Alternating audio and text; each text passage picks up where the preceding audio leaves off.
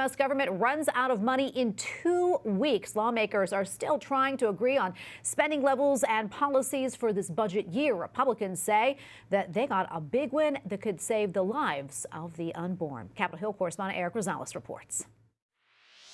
This is major news. I spoke with Senator James Lankford, who sits on the Appropriations Committee, and listen to this, folks. He assures me that Hyde Amendment protections that prevents taxpayer dollars from being used to fund abortions and other pro-life protections will be included in the next 2022 government funding spending bill.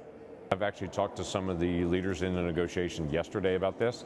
They're assuring me Hyde protections are going to be there, Weldon protections are going to be there. They're saying news. All of those things are going to be there. They're not going to budge on that. Senator Lankford says he wants to see it in writing. This is the first confirmation that pro-life protections will be included in the 2022 budget. Lawmakers are still working on a top-line spending number. The current funding runs out February 18th.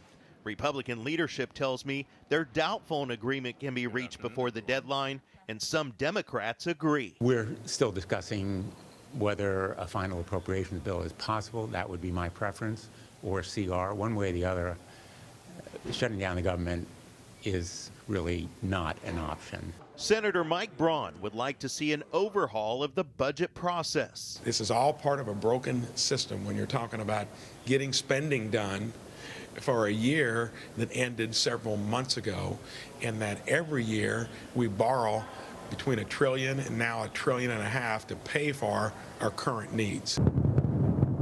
As the Winter Olympics begin in Beijing, the U.S. House passed a bill aimed at improving economic competition with China, like bringing microchip production back to the United States. Senator John Thune has some issues with the bill.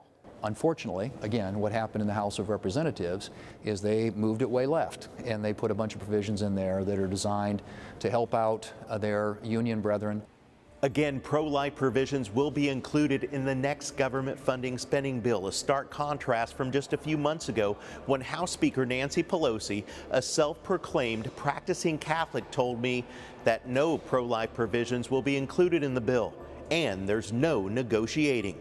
At the Capitol, Erik Rosales, EWTN News Nightly.